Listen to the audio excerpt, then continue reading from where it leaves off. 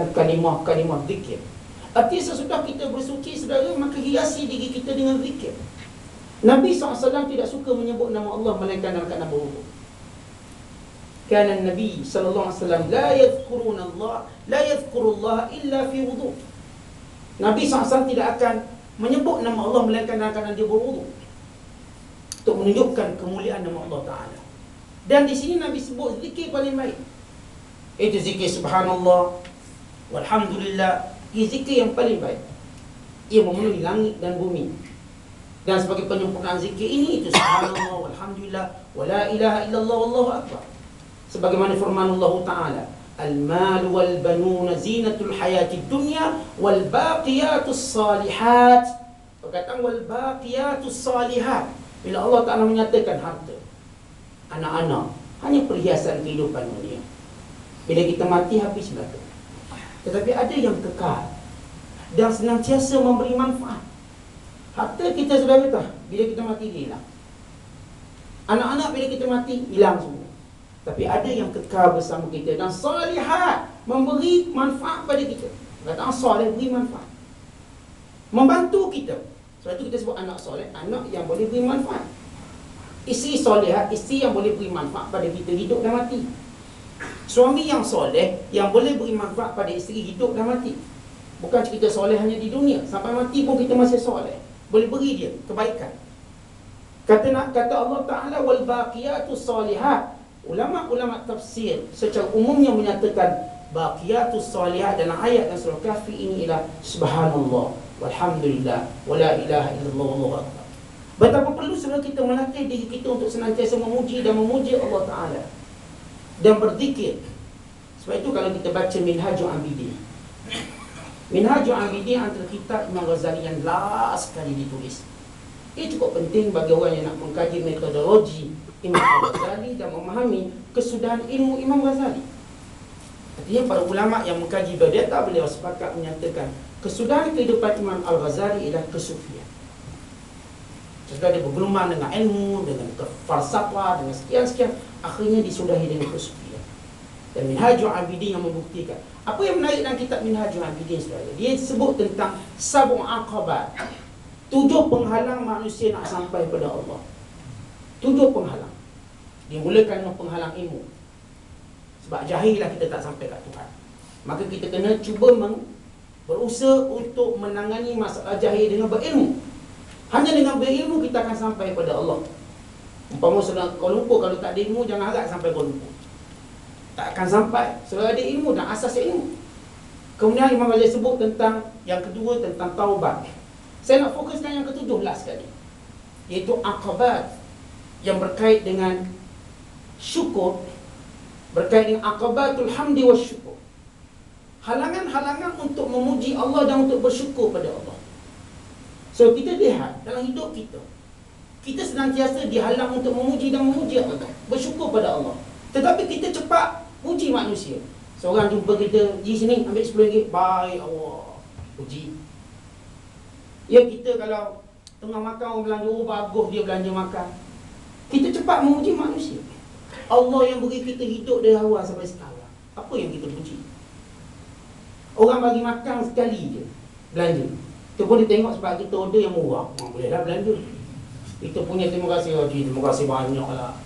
Dia cuma bagi duit kita sekali, kita dah terima kasih banyak. Ni yang bagi panca indera, yang bagi nyawa kita hidup, yang beri segala-galanya. Kenapa kita tidak berterima kasih sebagaimana kita berterima kasih pada makhluk ini?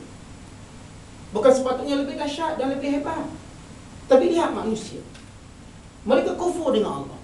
Allah menjanjikan mana-mana negara yang maju tapi tidak bersyukur dengan Allah, Tuhan akan papa kedanakan negara ini. Apa yang Allah Ta'ala sebut dalam Quran? فَكَفَرَ بِأَنْعُمِ اللَّهِ فَأَذَاقَهَا اللَّهُ لِبَاسَ الْجُوعِ وَالْخَوْفِ بِمَا كَانُوا يَصْنَعُونَ.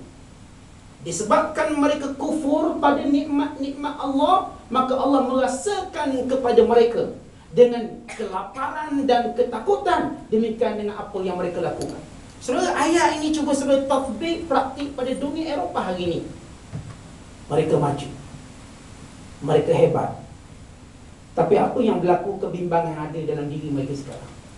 Bimbang fakir, bank-bank utama dah bankrupt. Negara dah bankrupt. Serangan-serangan penyakit pada sayur-sayur mereka, tomatonya, timunnya, segala-gala. Sehingga mereka mula takut lapar. Sebelum ini mereka sombong nak hantar timun kat kami, timun standard dia begini. Kami ada standard EU. Nak hantar sayur ke apa, kelak saudara mereka akan makan standard kita lah. Maka mula ketakutan dengan yang Allah Ta'ala sebut. Allah tetap akan merasakan kepada yang kufur pada nikmat Allah dengan libasal ju' wal khawf.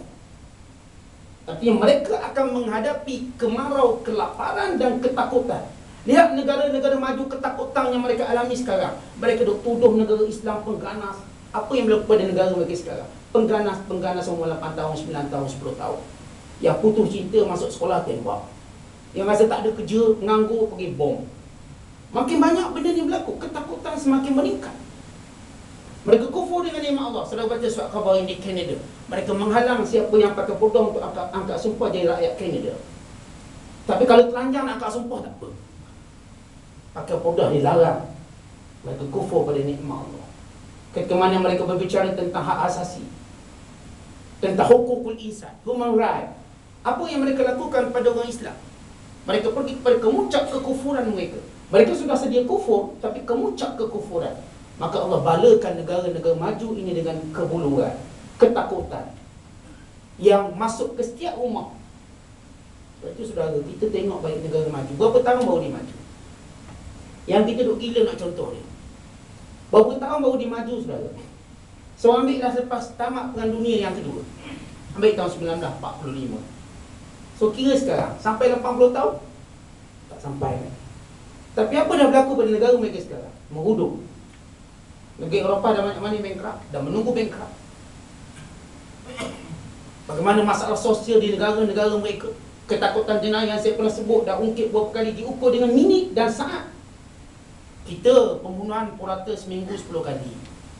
Mereka diukur dengan dalam 1 second berapa jenayah berlaku. Luar biasa. Di Itali tembak je atas perkauman. Ya, mereka kononnya maju, kami tak ada sentuh perkauman, kami negara yang hebat. Tapi ternyata saudara, mana-mana negara yang tidak diasas dengan agama, walaupun mereka cuba menjaga nilai perkauman dan menghormati perkauman, kelak akan muncul juga nilai perkauman yang luar biasa. Mana-mana negara yang cuba untuk menyatukan semua kaum tapi bukan atas nama agama, so akan lihat kemuncak akan pecah belah perkauman itu. Kerana yang boleh menyatukan kaum-kaum ini hanya Islam. Ia realiti. Ia bukan suatu retorik. Tapi saya akan lihat bagaimana di Perancis, di Itali, mereka mula memandang pendatang-pendatang, orang yang bukan kulit macam mereka, sebagai musuh mereka. Nilai perkauman semakin meningkat, mendadak. Di UK ataupun di England, mendadak. Mereka mula bencikan orang Asia, orang Cina, bencikan orang-orang yang bukan bangsa mereka. Sehingga jenayah remaja-remaja yang keluar manifestasi daripada nilai perkauman yang mereka tak puas hati dengan pemerintah. Kelak mereka akan binasa dengan perkauman. Hanya negara yang diasaskan dengan agama, maka perkauman ini boleh ditundukkan. Ya, kalau kita kali ini bercakap tentang kita nak wujudkan satu kaum sahaja, so dalam hati kita menyimpan dendam. Siapa yang boleh jaga benda dalam hati? Hanya agama. Saudara boleh buat undang-undang, semua Melayu, Cina sama, saudara boleh buat. Tapi dalam hati siapa boleh buat undang-undang? Siapa yang boleh buat undang-undang dalam hati? Maka kita mewarisi kebencian ini pada anak cucu kita. Akhirnya kelak akan meletus perkauman. Hati ini hanya boleh dijaga oleh agama. Dan hanya agama yang menceritakan pahala dosa. Ini undang-undang yang paling hebat bagi orang beriman. Sehingga kita melihat kaum ini ialah ciptaan Allah, bukan permusuhan. Kerana Allah mengisytiharkan perkauman yang berbeza-beza ini adalah keciptaan Allah Ta'ala untuk kita berkenal-kenalan, bukan untuk kita bermusuh-musuhan. Bukan kita untuk mewujudkan fahaman rasis. Tapi kalau kita cuba satukan dengan cara yang lain pada Islam, pasti kita akan tunggu waktu anak cucu kita meletup perkauman ini. Semua yang berlaku di negara-negara Eropah. Perkauman mulai terbit balik sekarang, muncul. Walau mereka cuba berselindung, mereka mula benci pada yang bukan kaum kulit putih. Bukan setakat rakyatnya, orang-orang umum, termasuk para paderinya, mula wujud perkauman. So tanya mereka, berapa orang kalangan kulit hitam mereka lantik jawatan besar dalam sistem kepatriarkian. Yang jelas mereka hanya melantik orang-orang kulit putih, bos-bos. Bagi agama Kristian, tak ada orang kulit hitam. Minta maaf orang kulit hitam. Sampai kulit kamu bertukar putih. Barulah kami fikir, bagi consider sikit lah. Tapi lihat dalam Islam, orang kulit hitam pernah menjadi ulama besar dan memimpin dunia Islam. Atta' bin Abi Rabah, ini orang kulit hitam yang memimpin dunia Islam. Nafi' Maula Ibnu Umar, orang kulit hitam yang menjadi guru kepada Imam Zuhri, guru pada Imam Malik. Sesungguhnya Malik ni guru pada Imam Syafi'i. Dia orang hitam pernah wujud dalam negara dunia umat Islam. Luqmanul Hakim orang hitam, diabadikan namanya dalam Quran. Kerana kita tidak melihat perkauman, kita melihat ketakwaan. Siapa pun kamu, dengan takwa yang kamu ada, okey. Sebab tu saudara di Mekah ataupun urusan haji membuktikan segala-galanya tentang siapa umat Islam. Kita pergi ke Mekah saudara, walau mereka cuba untuk label kita pelbagai, atau walau kita cuba untuk mencintai satu kaum sahaja, bila saudara pergi ke Mekah segalanya terbuka. Inilah Islam, melihat manusia dengan sama rata. Yang membezakan mereka adalah takwa pada Allah SWT. Sebab itu penting saudara kita memuji dan memuji Allah. Sesudah berwuduk, puji dan puji Allah. Antara puji dan puji Allah itu saudara, semua benda kita tunduk pada syariat. Kalau kita kufur pada nikmat Allah, maka akan berlaku bala dan bencana. Kemudian Allah Ta'ala menyebut, kemudian Nabi SAW menyebut tentang as-salat nur, sembahyang itu cahaya. So apa maksud sembahyang itu cahaya? Ia membezakan kegelapan kekufuran dengan cahaya iman. Seorang yang bersolat, maka mereka ini akan dikenali cahaya-cahaya, berarti tanda-tanda keimanan mereka pada Allah. Kerana solat mencegah mereka pada kemunkar. Solat mendorong mereka untuk buat baik. Sebab itu saudara saya pernah sebut, kalau sekiranya saudara solat, lalu terlintas benda-benda baik saudara nak buat, itu bukan menafikan khusyuk solat. Itu bukan menafikan khusyuk solat. Bukan itu adalah buah kepada khusyuk solat. Anda kata sebenarnya Allahu Akbar, teringat tadi lempang ini, teringat tadi kita abaikan isteri. Allah, salahnya aku ya Allah. Habis solat aku bujuk isteri aku. Habis solat aku nak minta maaf dengan mak aku, ayah aku. Benda tu kita fikir itulah dia buah pada solat. Kerana solat mencegah kemungkaran. Tengah kata tak boleh ingat benda tu, kena ingat solat je. Tengah bacaan. So ini menyalahi sunnah Nabi SAW sendiri tentang definisi khusyuk.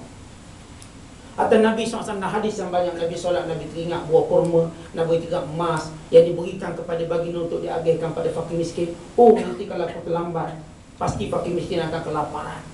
Sesudah Nabi solat, Nabi gegas keluar, ambil kurma. Nabi riwayat menyebut dia ambil emas sebesar kurma untuk diagihkan pada fakir miskin.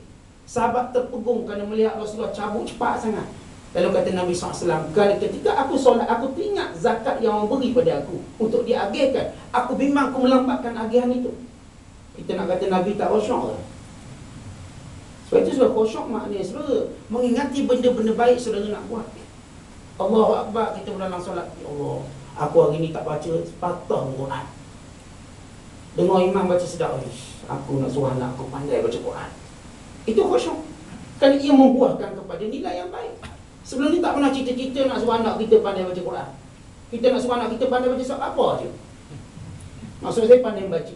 Dengar qori sedap suara. Oh, saya bercita anak saya biar pandai baca Quran. So ini khusyuk.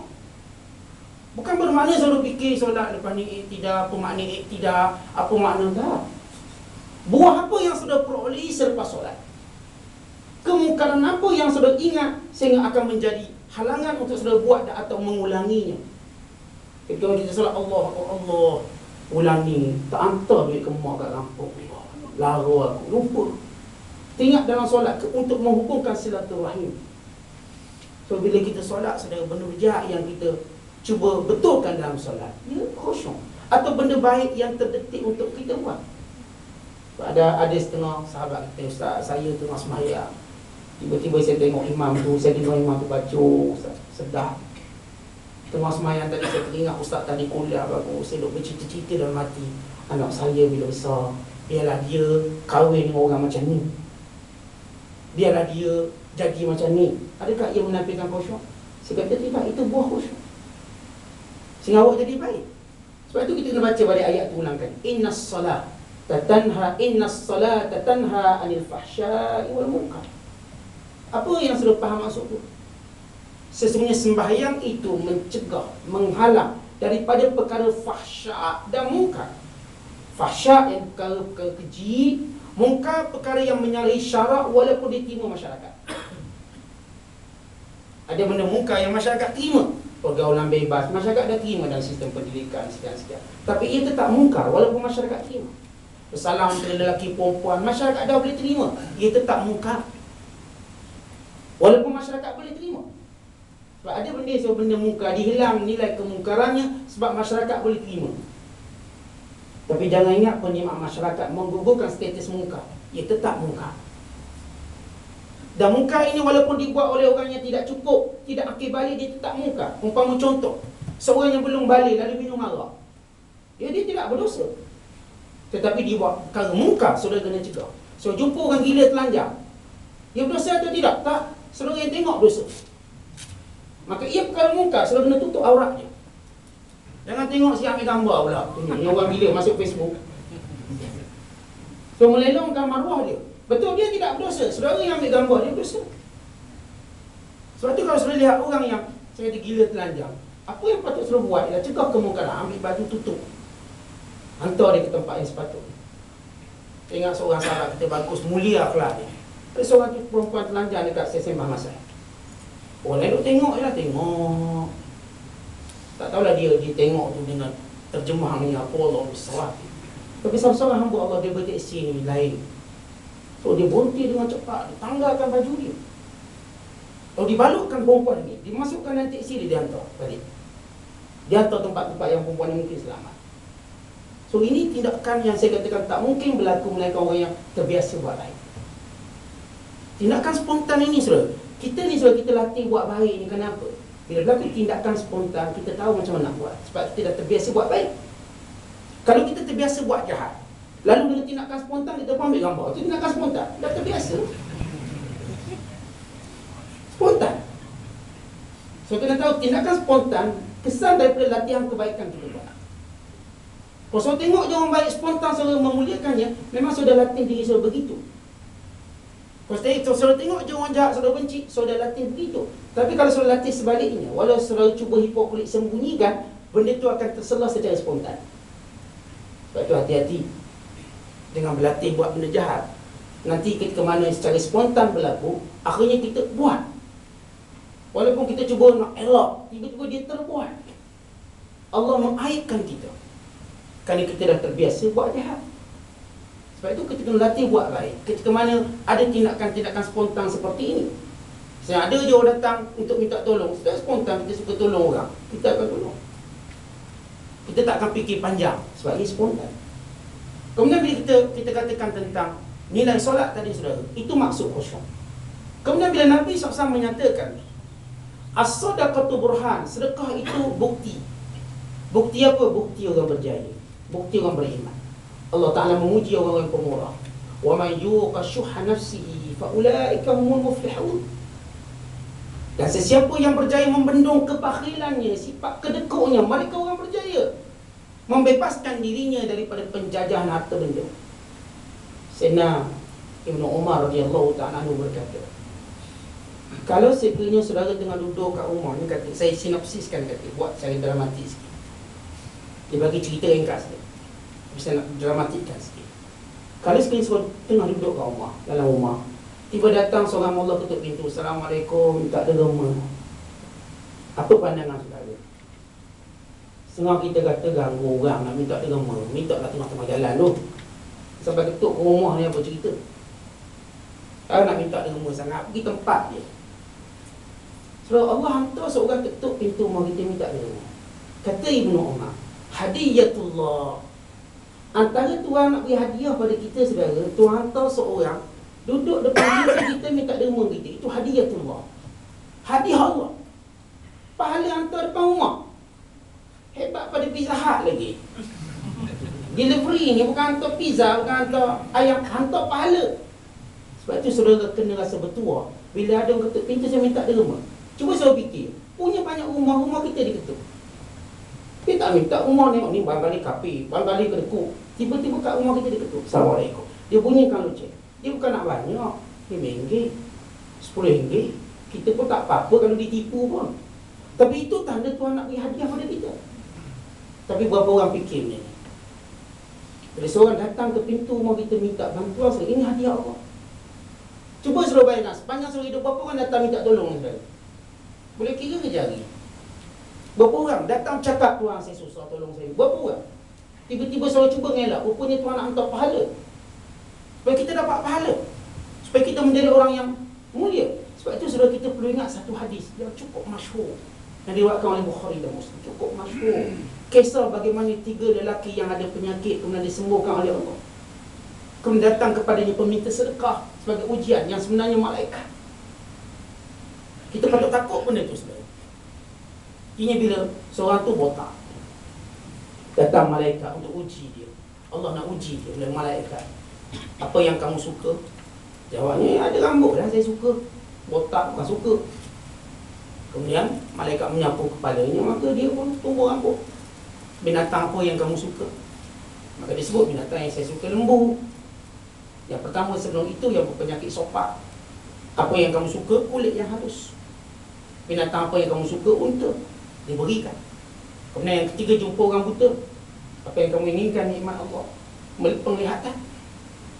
Aku dapat melihat orang-orang yang aku sayangi. Dan harta yang kamu suka? Kambing. Maka sesudah mereka dah kaya raya belaka, malaikat datang angkat dalam orang miskin. Datang jumpa penyakit sopak. Tuhan, musafir terputus bekalan, pohon sedikit bantuan. Bukan banyak, sedikit bantuan saya kat unta bagi menyampaikan perjalanan. Tak boleh. Semua ni dah ada kegunaannya, dah ada begini alasannya. Tak boleh bagi, tak cukup. Walau ada selembah unta. Lalu kata malaikat, bukankah Tuhan dahulu penyakit sopak? Lalu Allah menyembuhkan. Mana memang keturunan aku kulit macam ni. Tak ada sopak-sopaknya. Memang keturunan aku kulit lawa. Lihat manusia yang cuba cepat lupa pada nikmat Allah. Bukankah dulu Tuhan miskin, papa kenanya kemudian Allah kayakan? Tidak, ini kekayaan aku warisi daripada datuk nenek aku. Kalau Tuhan cakap bohong, Tuhan kembali pada asal. Maka kembali sopak, kembali miskin. Yang kedua pun sama. Sampai jumpa yang ketiga. Apa kata yang ketiga? Bila dia datang untuk minta sedikit bantuan, katanya, ambillah berapa kamu nak. Apa yang aku dapat cukup banyak daripada Allah. Cukuplah penglihatan ini sebagai nikmat yang aku. Kalau nak ambil. Lalu kata malaikat, pegang hartamu. Sebenarnya aku malaikat yang datang menguji kawan-kawanmu, dan kamu, hanya kamu yang lulus. So kita bimbang yang hantar tu malaikat yang nak uji kita. Ya, kalaupun dia tu bukan malaikat, sebab kita kenal orang ni 4 tahun dah kenal. Bukan malaikat ustaz. Benar. Tetapi rahmat pada malaikat yang memayunginya. Malaikat melaknat kita kerana kita kedekut. Bukankah saudara dengar hadis Bukhari, bagaimana malaikat turun setiap hari sambil berdoa, Allahumma a'ti munfiqan khalafa wa a'ti mumsikan talafa. Ya Allah, berikan kepada orang yang belanjakan harta pada jalanmu hari ini gantian yang baik. Dan berilah kehancuran kepada orang yang kedekut harta pada hari ini. Malaikat doa, kita bimbang, dia meminta, dia pun memang mengharapkan sangat, tak ada orang lain. Tiba kita kecewakan dia, lalu malaikat melaknat kita atas sebab kedekutnya kita. Maka segala keberkatan harta kita ditarik. Sebab itu saudara, sedekah ni bukti kita beriman. Bukti kita yakin bahawa harta dunia kita akan tinggal. Bukti kita percaya bahawa kalau kita belanjakan 1% Tuhan ganti 700 kali ganda. Dan Allah dalam bab-bab derma ni saudara, keajaibannya luar biasa. Dia ajar atau diberitahu Tuhan ganti. Bahkan Tuhan namakan apa yang kita belanja, apa yang kita tolong sebagai pinjaman yang Tuhan mesti ganti. Man dhal ladzi yuqridullaha qardan hasana fa yudha'ifahu lahu adha'afan katsira. Wallahu yaqbidu wa yabsutu wa ilaihi turja'un. Siapa yang sanggup beri pinjam pada Allah, Allah akan ganti dan lipat kali gandakan gantiannya. Bukankah Allah yang melapangkan rezeki dan menyempitkan rezeki, dan kepadanya kamu semua akan dikembalikan? Ini janji Allah. Kita orang beriman sebagai bukti percaya pada Allah. Kenapa kita perlu kedekut pada harta benda kita? Terutama ni kaum kerabat kita, orang-orang yang kita kenal kebaikan, kemuliaannya. Sebab itu saudara dikatakan, oleh Ibnu Hajar Al-Haythami dalam kitab tentang Fadha'is Sadaqah. Beliau sebut seorang isteri berkata, kenapa kamu kena beri kena pemurah pada isteri, kena pemurah pada anak kamu, pada kaum keluarga kamu. Kan isteri kamu akan berkata begini, abang, sama ada abang beri makan pada saya atau abang ceraikan saya. Maksudnya sedekah pada isteri, kan beri makan dan sebagainya. Sama ada abang bagi makan pada saya atau abang ceraikan saya. Anak kecil pula berkata dengan lisan hal, ayah, kalau ayah yang tak bagi makan kat saya, siapa lagi nak beri makan kat saya? Artinya bila ayah tak nak sedekah pada saya, tak nak belanjakan harta pada saya nak gantung pada siapa lagi? Dan kawan-kawan kita miskin pula berkata, kalau Tuhan tak nak bantu saya, maka bagaimana keadaan saya? Kalau Tuhan tak nak bantu saya, sehingga saya susah begini, bagaimana agama saya? Bagaimana nilai persaudaraan saya? Dan bagaimana Tuhan nak jawab di hadapan Allah atas kenikmatan yang Allah berikan dan Tuhan tidak mau menghaki-hakikan?